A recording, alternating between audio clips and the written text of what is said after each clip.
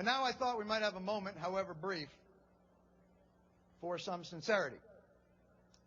If that's okay, I know there are boundaries for a comedian, pundit, talker guy, and I'm sure I'll find out tomorrow how I have violated them. I'm really happy you guys are here.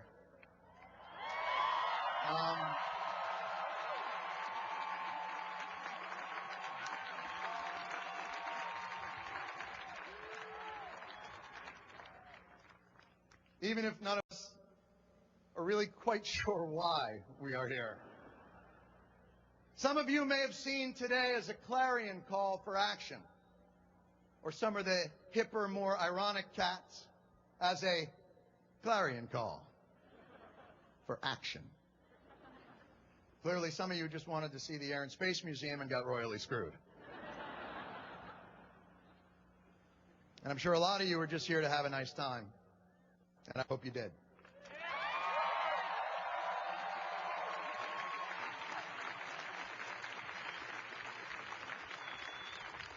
I know that many of you made a great effort to be here today.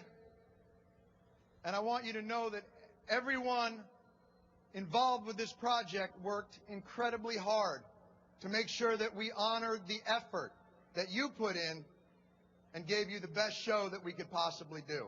We know your time's valuable, and we didn't want to waste it.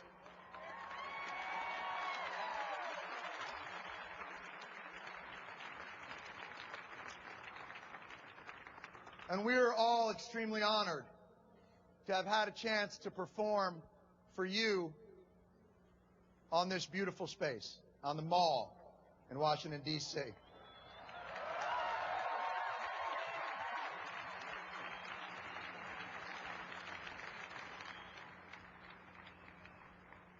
So, what exactly was this? I can't control what people think this was. I can only tell you my intentions. This was not a rally to ridicule people of faith or people of activism or to look down our noses at the heartland or passionate argument or to suggest that times are not difficult and that we have nothing to fear. They are, and we do. But we live now in hard times, not end times.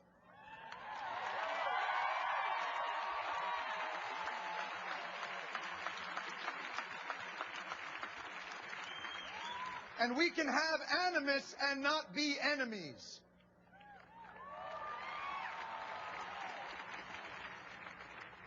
But unfortunately, one of our main tools in delineating the two broke.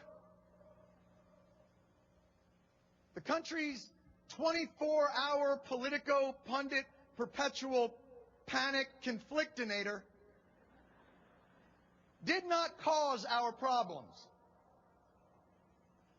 but its existence makes solving them that much harder.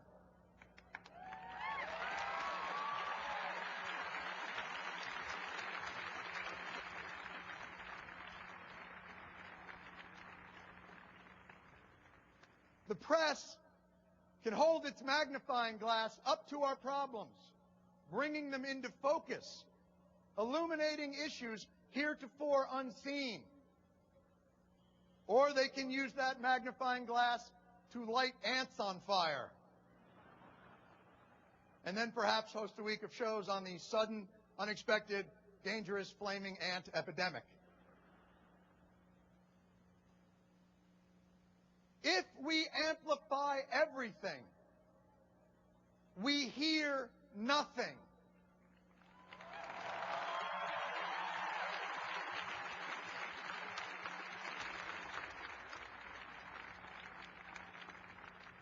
There are terrorists and racists and Stalinists and theocrats. But those titles that must be earned. You must have the resume. Not being able to distinguish between real racists and Tea Partiers, or real bigots and Juan Williams or Rick Sanchez is an insult, not only to those people, but to the racists themselves who have put in the exhausting effort it takes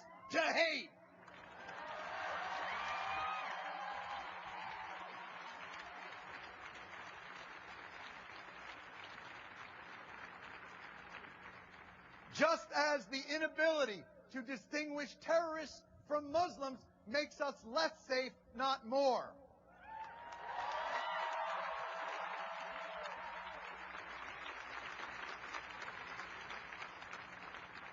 The press is our immune system.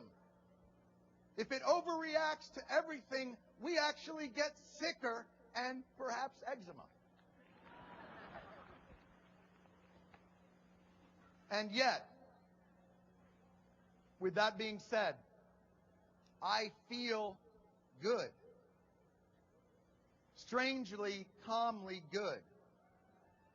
Because the image of Americans that is reflected back to us by our political and media process is false.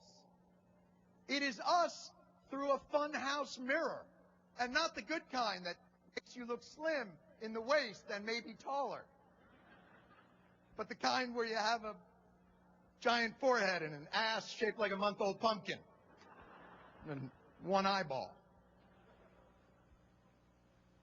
So why would we work together? Why would you reach across the aisle to a pumpkin-assed forehead eyeball monster?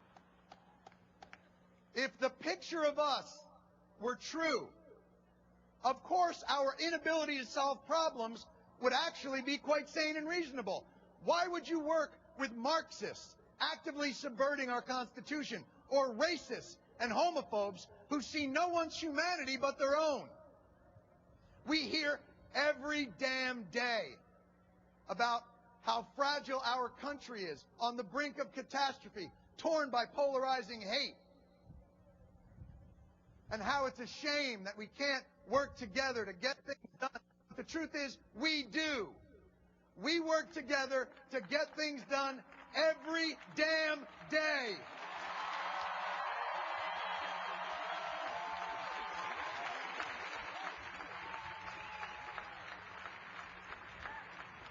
The only place we don't is here or on cable TV. But Americans don't live here or on cable TV. Where we live, our values and principles form the foundation that sustains us while we get things done, not the barriers that prevent us from getting things done. Most Americans don't live their lives solely as Democrats, Republicans, liberals, or conservatives. Americans live their lives more as people that are just a little bit late for something they have to do. Often something they do not want to do, but they do it. Impossible things that are only made possible through the little reasonable compromises we all make. Look on the screen. This is where we are. This is who we are. These cars. That's a school teacher, probably thinks his taxes are too high. He's going to work. There's another car. A woman with 2 small kids can't really think about anything else right now. There's another car swinging. I don't even know if you can see it. The lady's in the NRA and loves Oprah. There's another car. An investment banker, gay, also likes Oprah. Another car is a Latino carpenter. Another car, a fundamentalist vacuum salesman. Atheist obstetrician. Mormon Jay-Z fan. But this is us. Every one of the cars that you see is filled with individuals of strong belief and principles they hold dear. Often principles and beliefs in direct opposition to their fellow travelers. And yet these millions of cars must somehow find a way to squeeze one by one into a mile-long, 30-foot-wide tunnel carved underneath a mighty river. Carved by people, by the way, who I'm sure had their differences. And they do it. Concession by concession.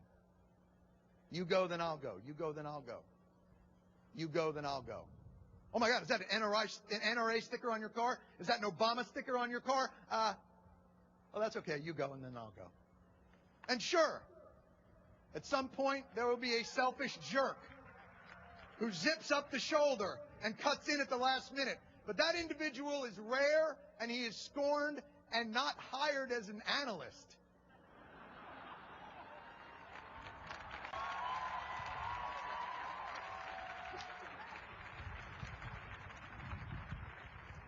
Because we know instinctively as a people that if we are to get through the darkness and back into the light, we have to work together. And the truth is, there will always be darkness.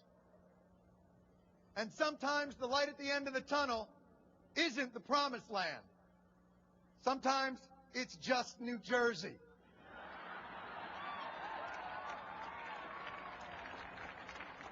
But we do it anyway, together.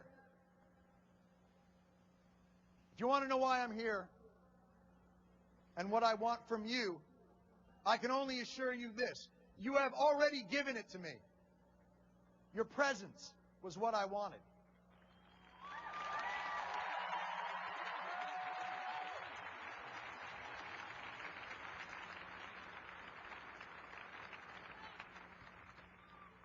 Sanity will always be and has always been in the eye of the beholder. And to see you here today and the kind of people that you are has restored mine. Thank you.